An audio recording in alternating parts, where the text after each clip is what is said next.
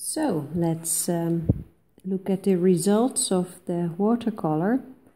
This is the 100% recycled paper, and in the lamplight I have to say this looks a bit pale and it looks not so well blended. There are here stripes and things, and it is okay, but I think we can do better. So the second one that I painted, I believe, was this one, the Conqueror Verger, and this is the one with the stripes. You can see that there's a distinct pattern in the surface. I don't care about that. That's okay with me. And I hope you can see that this looks much better. The colors look much brighter. I'll see if I can show you that. Look, I used exactly the same colors.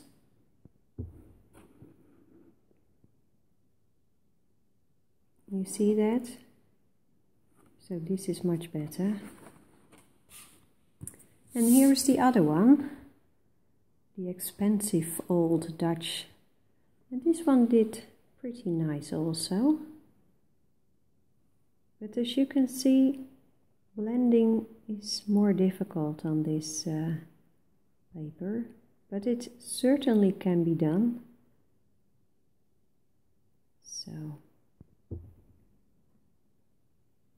So when it comes to the watercolor,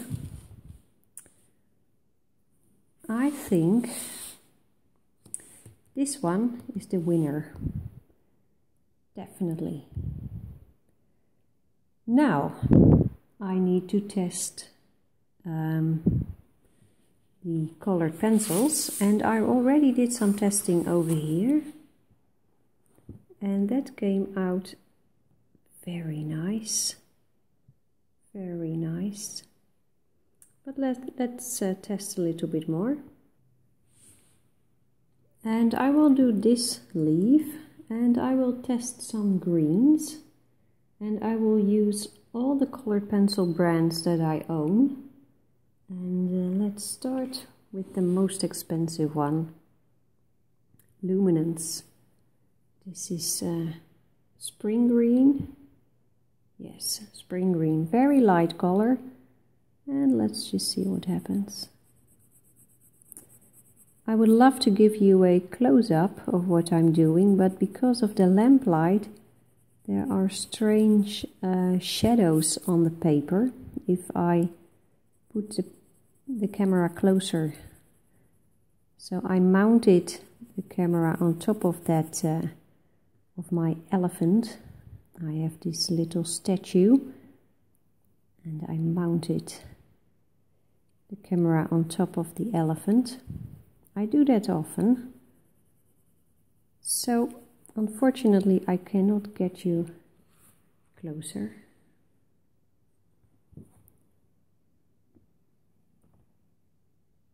Look at that. Now let's do some blending. And this is a Faber-Castell Polychromos pencil, grass green. I will first put some color over here. And the way this paper takes the colored pencil, I really like it. It goes very even. And this paper, it does have a texture, although it is very smooth, but there is this very fine texture that allows the colored pencil to give its color very evenly.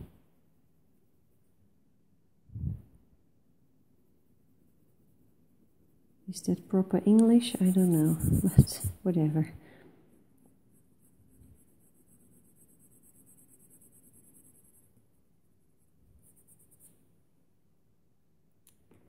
Now let's pick a color.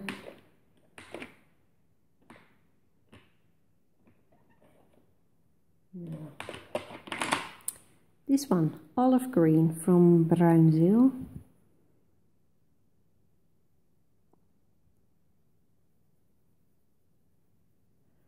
Now I suspect that this paper will not be able to take 20 layers of color pencil.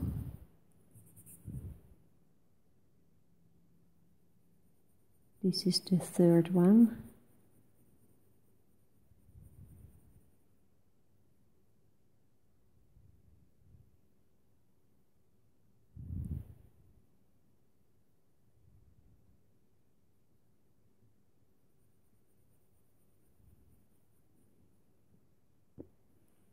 And here is another Bruinzeel, moss green. I'm just testing everything. This goes so smooth.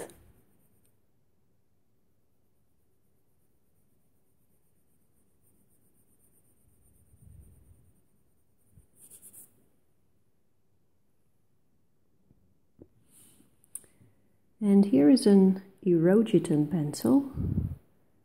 Verdi Gris, grayish green. Let's see what happens. Just lovely.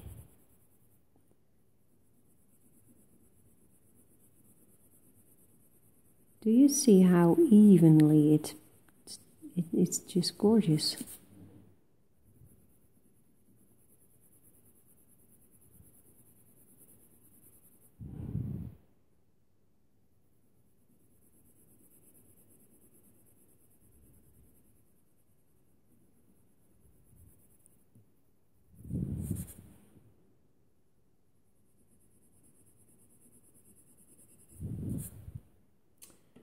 And now I'm going to pick a Prismacolor line peel.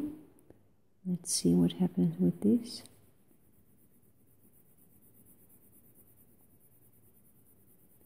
Yeah, it goes so smooth. Lovely.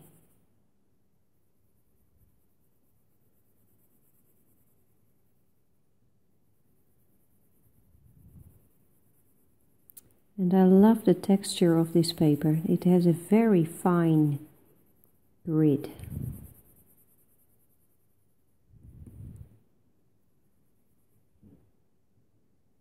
And if you add layers on top of layers, then it will have this look like all small pixels.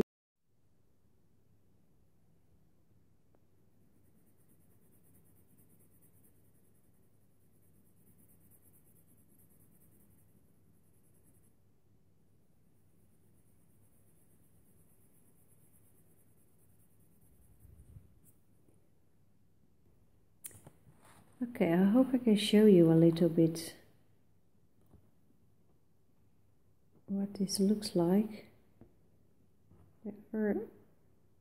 Sorry for the shadows, but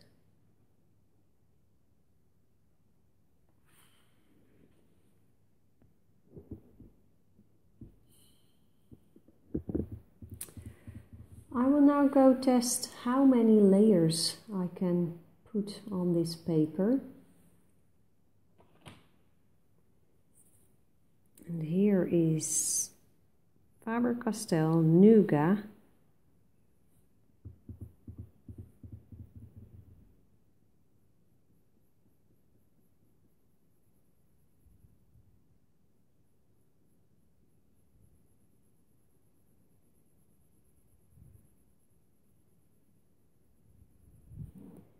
And I can already feel that it is becoming a little bit more difficult to add this next layer.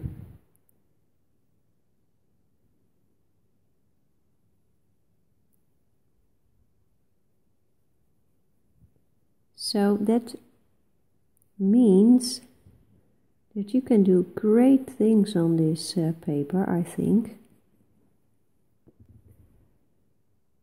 But you can, I don't think you can add 20 layers on top of each other.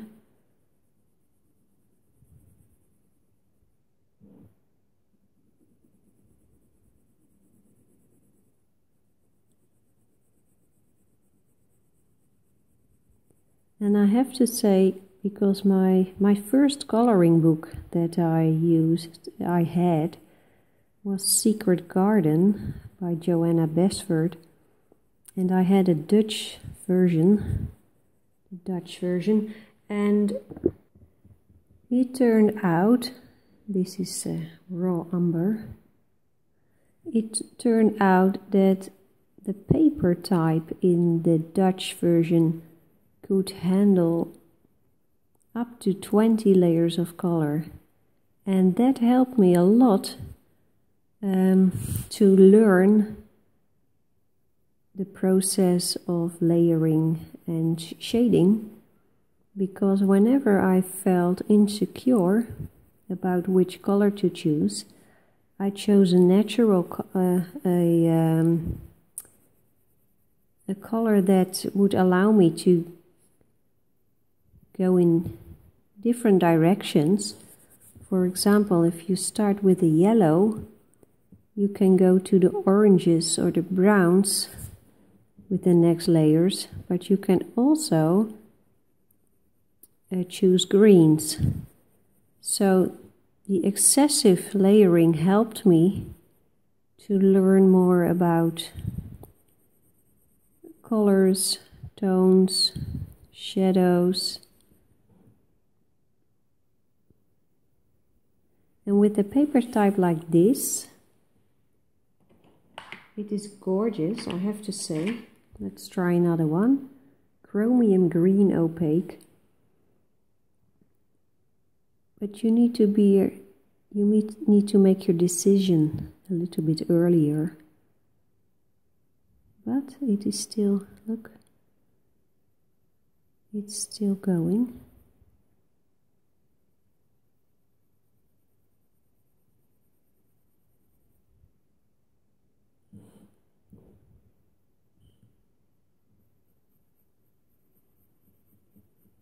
This is the difference. Over here it is the second layer, and here it is the fifth or sixth.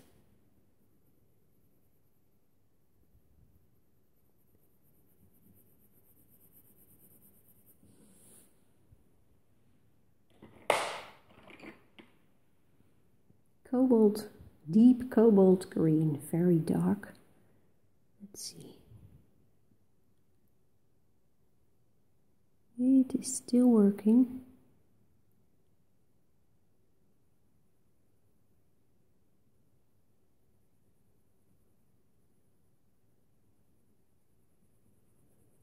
But it is getting less smooth.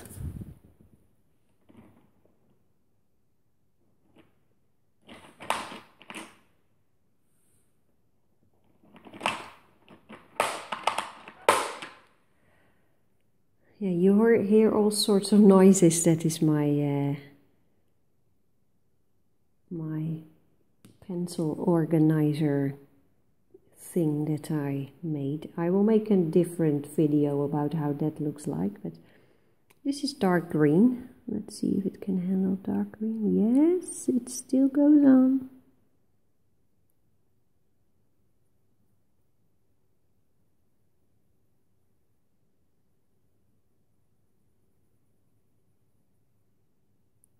So I think we are now up to layer number 7 or something like that.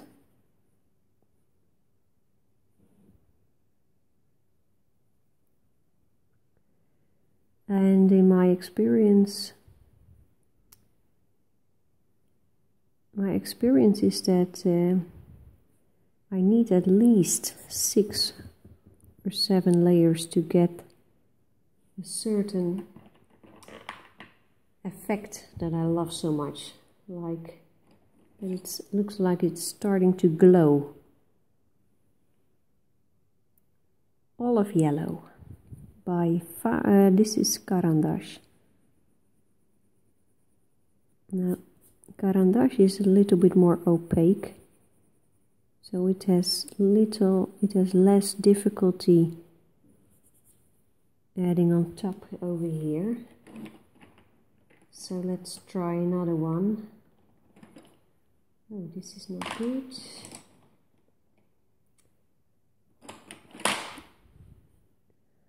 Light green. I made a different a new way for organizing my pencils. So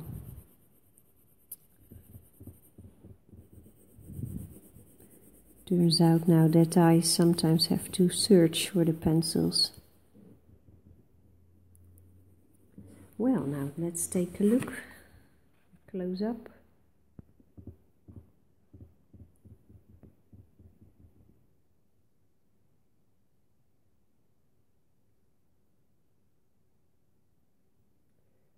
Look, you can see it is a bit shiny, the paper.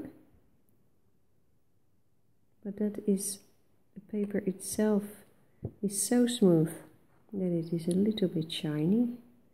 But I cannot say that this is a wax bloom, not at all. Now let's try this one. I would love to use the same colors in the same sequence, but I don't know. I can't remember. So this is Caran d'Ache, Luminance, Spring Green. I think I started with that one. And this paper, this is the Old Dutch, takes it pretty well. Look. Ooh.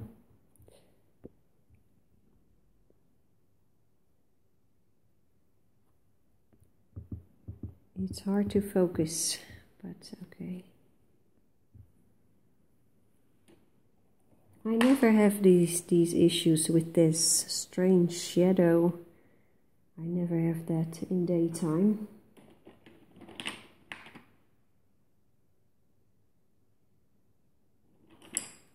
I'll pick another one.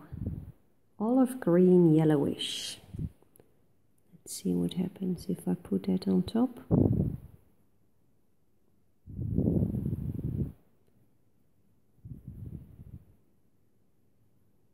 Works pretty well. Look, this has a nice tooth. This paper has a nice tooth.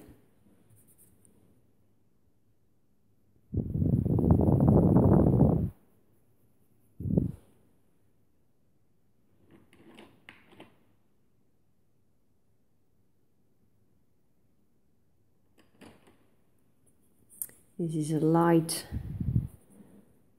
Bruinzeel pencil, light green, but it's so small that I use this pencil extender. Works pretty well, I have to say. And the Bruinzeel pencils do pretty well on this paper too. Wonderful.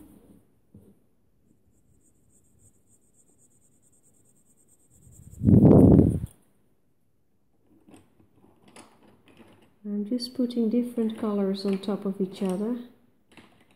Let's see, dark green. I've used it on the other one too, but in a later stadium, but let's just see what happens.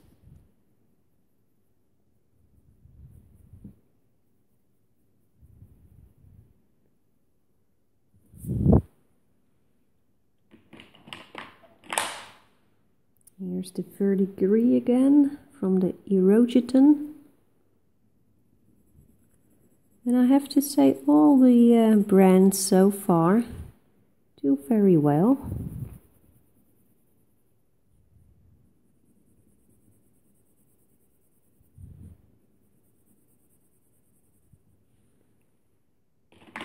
Let's try this one. Marine Green by Prismacolor.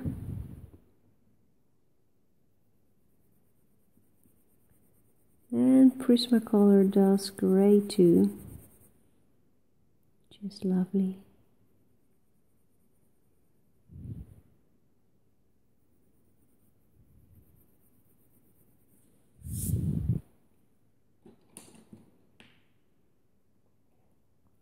So I will now add some brown colors, raw umber.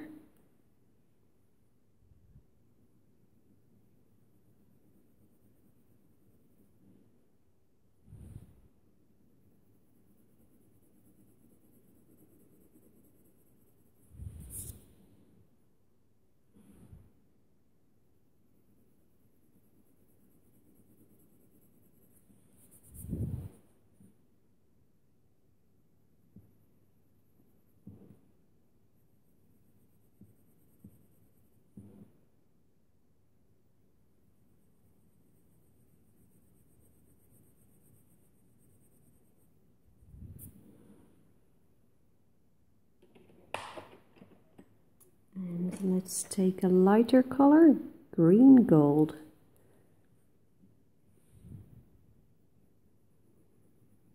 I love those strange colors like this one, green gold. Look at this.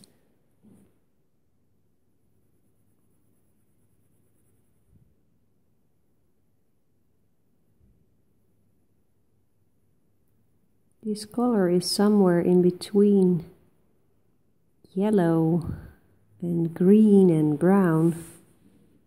Just lovely.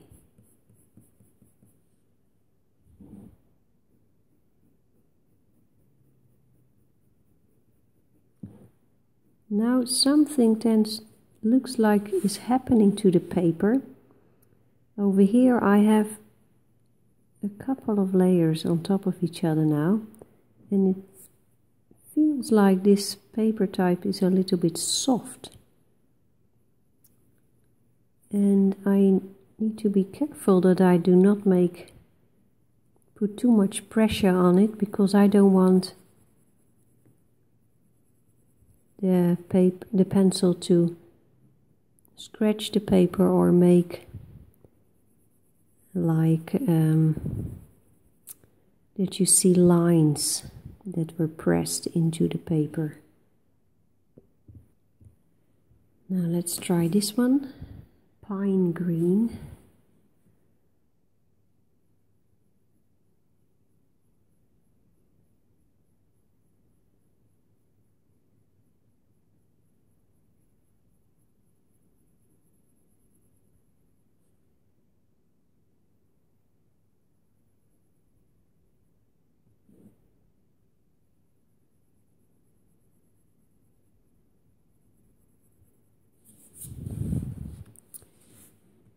You know, the paper type you like is... There are papers that are more suitable for certain media than others, but it is also really a matter of taste and a matter of on what kind of paper your personal touch, your personal way, your personal style works best. Look, because this paper is nice also, very nice. But something is different, because this type of paper I get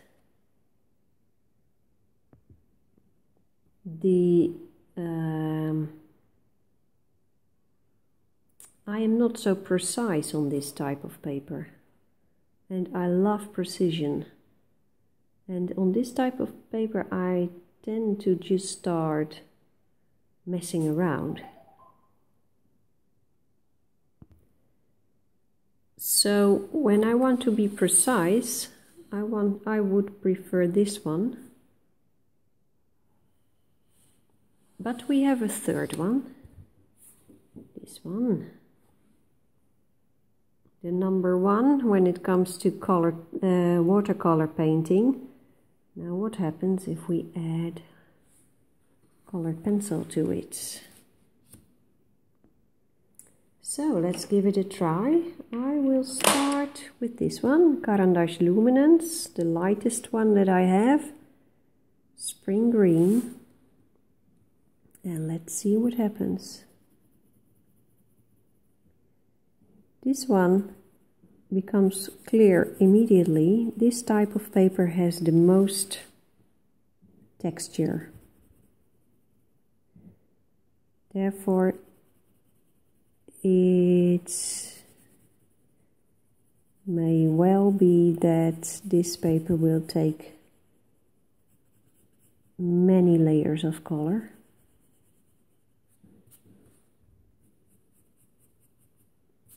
It works fast, that too. This is Erogeton.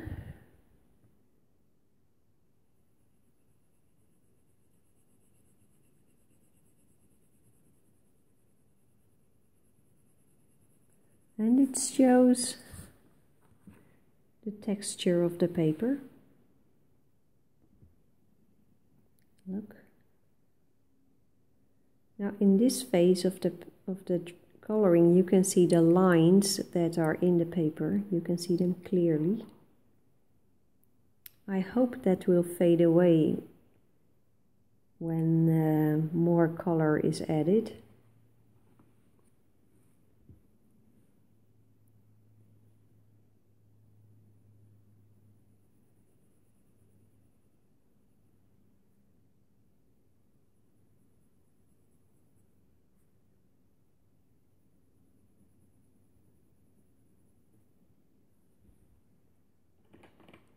Let's try another color. I will go for this one, Olive Green Yellowish by Faber-Castell. That goes very nice.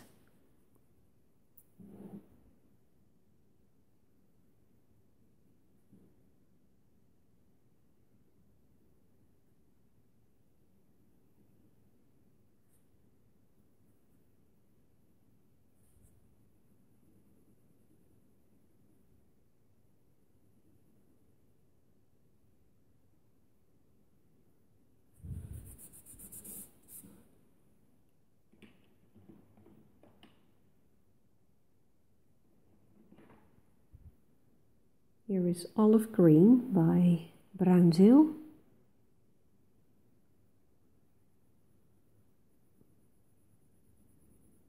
And this olive green, this feels wonderful, I have to say. Just wonderful.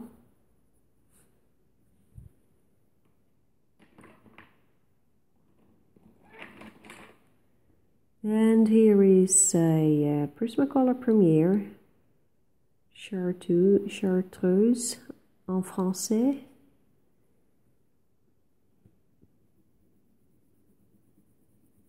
And that goes very nice also.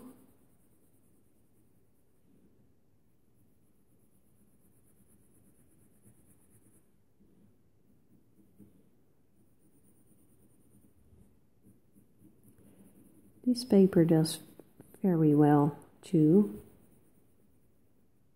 It is a bit similar to the previous one, the Old Dutch.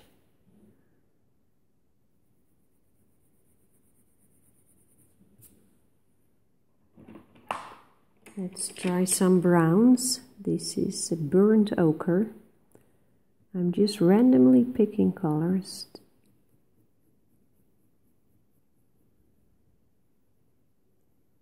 Look at that.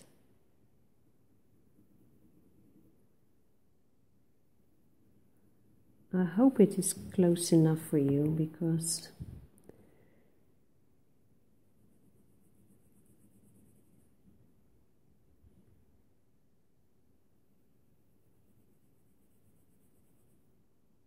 I'm so looking forward to launching this project. But a lot of work needs to be done. First of all, I need to make a decision about this paper, and then I will have to make the final selection, here green gold, the final selection for the drawings that come, that will be in the project. And then I will have to mail that everything to the printer. Then I will have to make a decision about how these beautiful drawings will be packed, because it is not going to be a book. And I have an idea that I think will be very nice.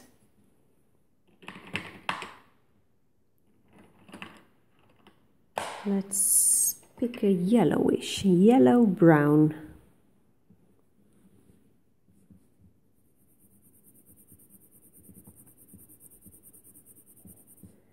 And this is the fun thing about paper with a lot of texture, that you can add lighter color on top of darker ones much easier. And you can do that as long as not only the complete surface of the paper is saturated with color. If there are some white spots available, then the lighter color will stick to it, and it's just gorgeous. Let's take a darker brown. How about this one? What is it? Van Dyke brown. That always makes me think about, remember Bob Ross. He was the one who introduced Van Dyke brown to me. I had no idea back then that there was a color named Van Dyke brown. Yeah. So when I make all these decisions about the paper type, the way it's going to be packed, the drawings that are in the project, and then I will need to build a page on my website where you can log in with the code, where you can find the videos. Let's do this one, pine green.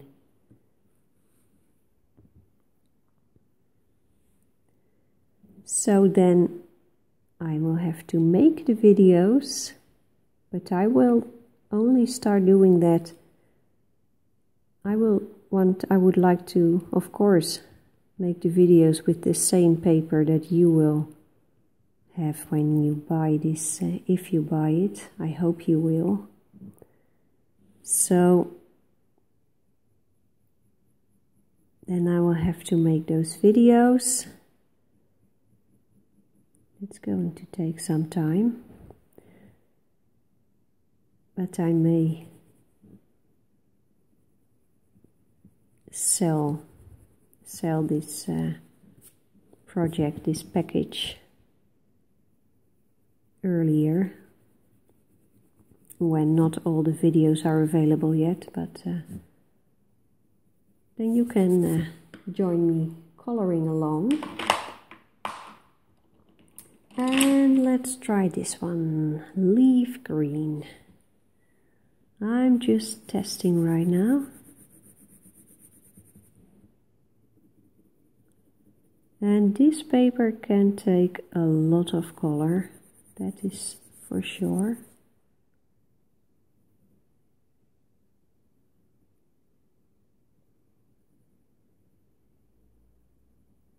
And I like that.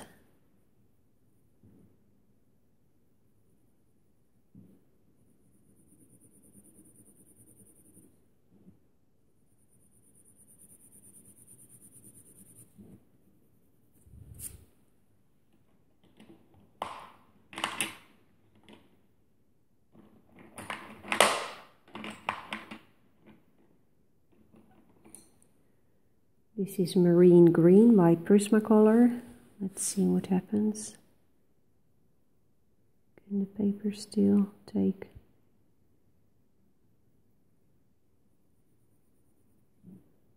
It's getting more difficult, I have to say.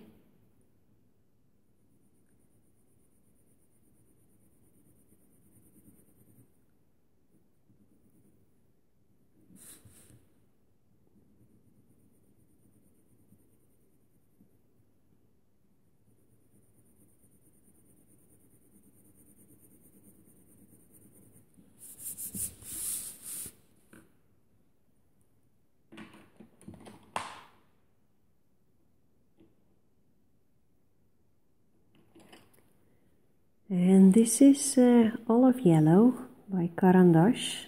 Just let's give it a go.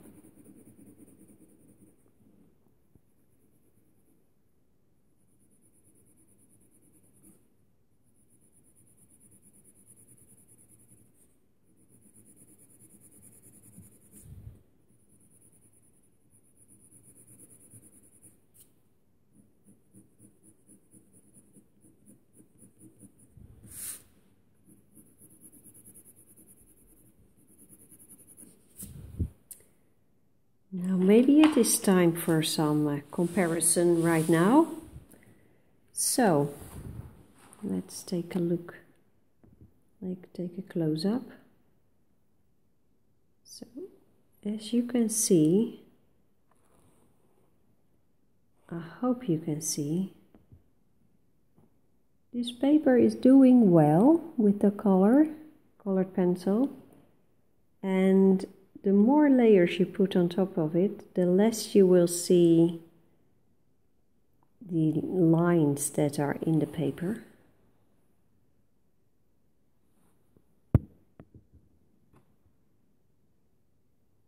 Personally, I'm not bothered with those lines, but I can imagine that people are. So that is a thing to think about. Now let's compare it to the other one. It's this one.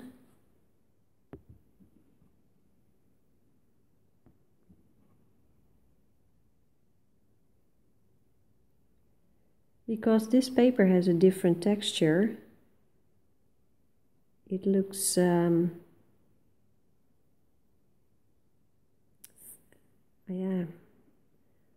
I don't know if that is a good description, but it looks more refined.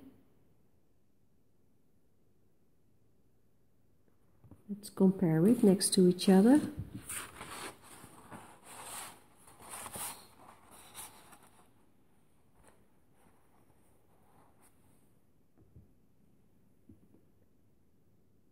Look. The one on the left looks more saturated, I think, but that is also because this one can have much more layers of color. And then we have the third one, this one.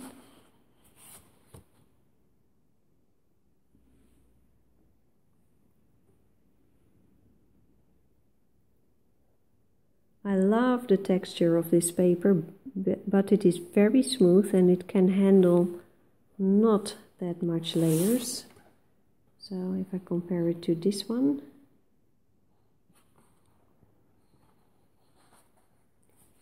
or to this one,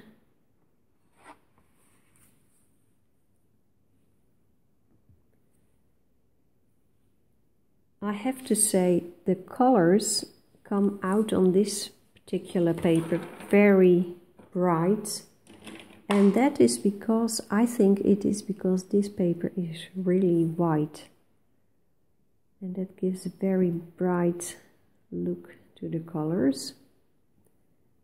Now then we have this one.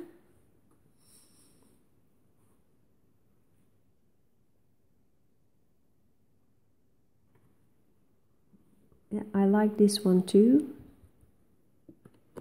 And we have this one, the third one. Let's see.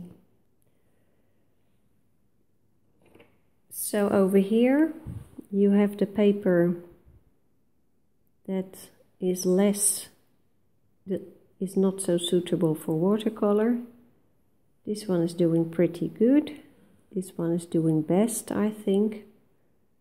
And as you can see, this looks a little bit pale, but I love the texture of this paper. Very fine, but you need to know what you want, because this paper cannot handle dozens of layers of color. This one has a slightly rougher texture, so it can hold more color. And this one is the most rough, and it has these lines in the paper, and that is a thing to think about. In the watercolor the lines disappear, but you really need to saturate the paper completely with colored pencil to make the lines disappear. So now I have to think, and maybe you can help me. If this paper didn't have the lines in the texture, then I would certainly go for this one. I love this one too, because of the rough lines here. The watercolor, it is okay, but not as good as this one. And I like the way it takes the colored pencil too, but it is a very expensive paper, and this is the maximum size I can have with this paper. This one doesn't do well for watercolor, but it is okay, pretty good for colored pencil. It is not that expensive, and I can have many different sizes for this paper. This one is the same price as this one. That's important for me and for you if you want to buy it. And the more I look at these, the more I tend to go for this one. Despite the lines, I think this paper has the most potential. Now in the morning I will take another look when in daylight, when the sun is up, and maybe I will make another short video so I can show you what it looks like. But I think for now this is the winner, and I would love to hear your opinion as far as that is possible, because of course I understand that watching this gives you not enough information about the papers, but everything you say helps me to make the right decision. So this is it for now, and well, I'm looking forward to continuing with this project. Thank you for watching. Bye bye.